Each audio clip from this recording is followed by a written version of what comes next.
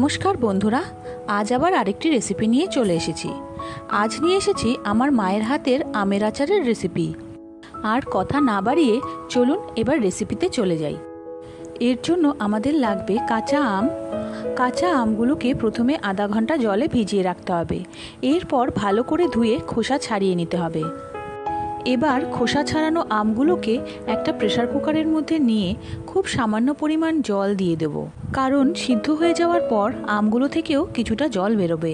এবার প্রেসার কুকারের মুখ আটকে গ্যাসে বসিয়ে একটা সিটি দিয়ে নেব। আর আরেক পাশে আমি আচারের জন্য ভাজা মশলাটা বানিয়ে নেব। গ্যাসে কড়াই বসিয়ে দিয়ে দেবো 1 চা চামচ জিরে, 1 চা চামচ ধনে, 1 চা চামচ মৌরি, একটা তেজপাতা আর একটা শুকনো লঙ্কা। ঝাল যদি একটু বেশি পছন্দ হয় তাহলে শুকনো লঙ্কার পরিমাণটা বাড়িয়ে দিতে পারেন। হালকা আঁচে সমানে নেড়ে যেতে হবে। মশলার রং যখন পরিবর্তন হয়ে আসবে আর একটা সুন্দর ভাজা গন্ধ বের হবে, তখন নামিয়ে নেব। আর ঠান্ডা হলে মিক্সিতে গুঁড়ো করে নেব। আম সেদ্ধ করা হয়ে গেছে। এবার একটা বাটি নিয়ে তার মধ্যে একটা একটা করে আম নিয়ে ঠিক এইভাবে চিপে চিপে আমের পাল্পগুলোকে বার করে নিতে হবে।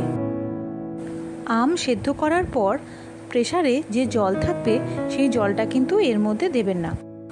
এই জল আর চিপে রাখা আটিগুলো দিয়ে আপনারা আমের টকও বানিয়ে নিতে পারেন।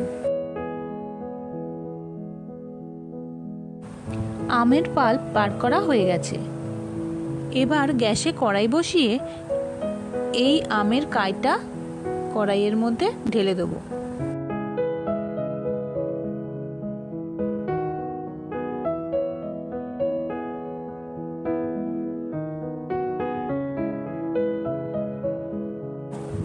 এবার দিয়ে দেবো 250 গ্রামের মতো গুড়।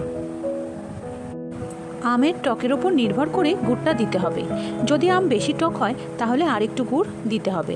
এছাড়া আপনারা নিজেরা কেমন টক খেতে ভালোবাসেন তার উপরেও মিষ্টিটা নির্ভর করবে। যদি টক বেশি খেতে চান তাহলে গুড়ের পরিমাণ কম দেবেন। ভালো করে নেড়েচেড়ে গুড় আমের সাথে মিশিয়ে দেবো।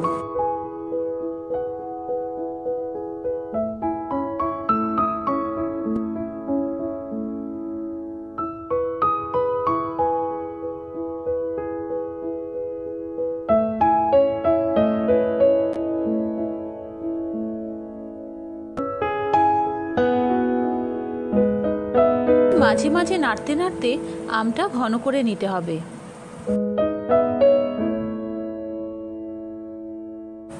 এবার দিয়ে দেবো বেশ খানিকটা পাতিলেবুর রস।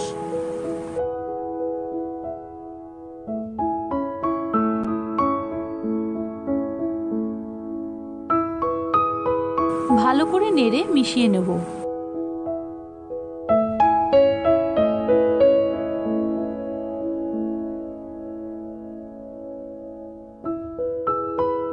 এবার দিয়ে দেবো পরিমাণ মতো নুন।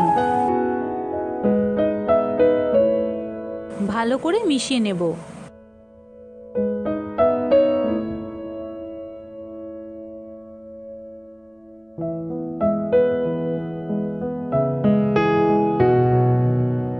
দেখুন আম অনেকটাই ঘন হয়ে গেছে। খুন্তি দিয়ে তুলে ফেললে পরেই বুঝতে পারবেন কতটা ঘন হয়েছে।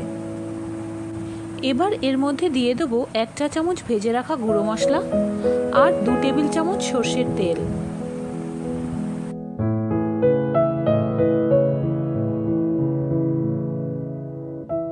ভালো করে মিশিয়ে নেব আর গ্যাস বন্ধ করে দেব, কারণ এটা ঠান্ডা হলে আরো ঘন হয়ে যাবে।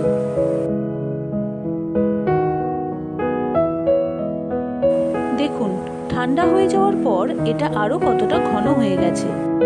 এবার এর মধ্যে দিয়ে দেবো আরও 1 চা চামচ গুঁড়ো মশলা আর আরও 3 টেবিল চামচ সর্ষের তেল। ভালো করে নেড়ে মিশিয়ে নেব। আচার রেডি। কোনো বয়মে বা জারে ভরে রেখে দিন। 1 বছরেরও বেশি এই আচার ভালো থাকবে। আপনাদের কাছে অনুরোধ, এই রেসিপিটি যদি আপনাদের ভালো লেগে থাকে তাহলে ভিডিওটিতে অবশ্যই একটা লাইক দিয়ে দেবেন আর আমার চ্যানেলটি সাবস্ক্রাইব করে আমার সাথে থাকবেন। সবাই সুস্থ থাকবেন। ধন্যবাদ।